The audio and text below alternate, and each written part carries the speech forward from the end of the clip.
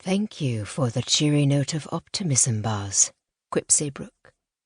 "If you want sweetness and light, you should have headed south and cut a ship to the balmy shores of Catalonia," retorted his friend. The Earl was, in fact, half Spanish, a fact that only added to his reputation for eccentricity among the polite society of London. "Heaven knows we would all be far more comfortable there than in this God-forsaken wilderness." "I'll step outside and see what the problem is. If there is an obstacle blocking the way, Jose may need a hand." Saybrook buttoned his overcoat and, after a hint of hesitation, eased the carriage pistol from its holster by the door before reaching for the latch. Arianna frowned. "You expect trouble?" "It is always wise to be prepared." Crack! One of the window panes suddenly exploded in a shattering of silvery shards. "Get down," ordered the Earl calmly, as he ducked low and shoved the door open with his shoulder. "Arm yourselves. The dueling pistols are in their case under the chest set, and the cavalry weapons are in my valise," he added. "Baz, you guard the left, while I reconnoitre on the right." And with that, he rolled out into the gloom. Henning's sleepy scowl vanished. Like Saybrook, he was a battle-toughened veteran of the Peninsular War. The bullet did not spark panic, merely a short, sarcastic laugh. "Oh, well, we did ask for things to get a bit warmer." His lips pursed as he pulled out the rosewood box and checked the priming of the sleek pistols. "Here, you'd best keep one of these fancy barking irons, Lydias. You've already proved you know how to use it." The matched pair had been a gift from the Russian Tsar, who had professed his undying admiration for her marksmanship during their recent stay in Vienna. Her shot had saved. Be damned with old enemies. There were new ones to face. Arianna took the pistol and then slipped a sheathed knife from her reticule and pushed it into her pocket. The long, slim blade was deceptively dainty-looking. Its steel was lethally sharp.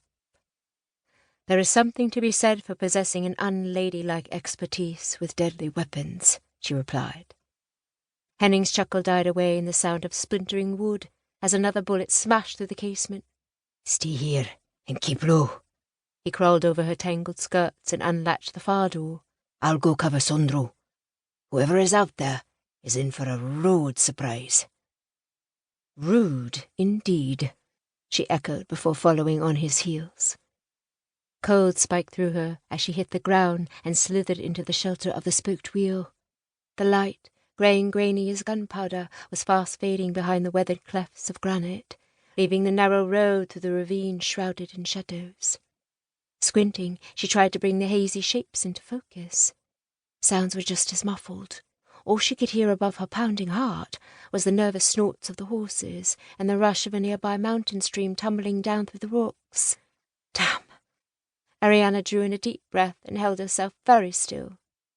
No sign of movement up ahead. No stirring of... A scuff, and then a step, coming from the rear of the carriage. Easing back the weapon's hammer to full cock, she moved forward for a better angle of view. Swish, swish. The faint whisper of wool brushing against leather. A moment later, the dark flutter of a greatcoat, skirling around a pair of well-worn boots. Not those of her husband or his friend. Arianna tightened her grip on the butt. Her hands were so cold that she could barely feel any sensation in her fingers. "Ha!" With a low hiss, the stranger dropped to a crouch by the wheel and raised a rifle. "I see you now, behind that rock," he muttered under his breath. "1, 2... "Drop your weapon before I count to 3, said Arianna, moving the pistol to within a hair's breadth of his temple.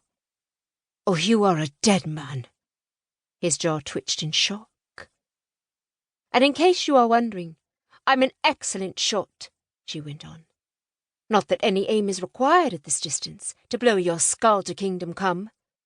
Snarling a low, savage oath, he tried to swing around, but the rifle barrel knocked against the iron rim and went off with a deafening bang. At the same instant, a sharper shot rang out, and a gurgle of blood spurted from the man's jugular as the Earl's shot tore open his throat. He pitched forward and fell face down on the hard scrabble ground, a viscous black pool quickly spreading over the snow-dusted stones. Wrenching her gaze up from his lifeless form, Arianna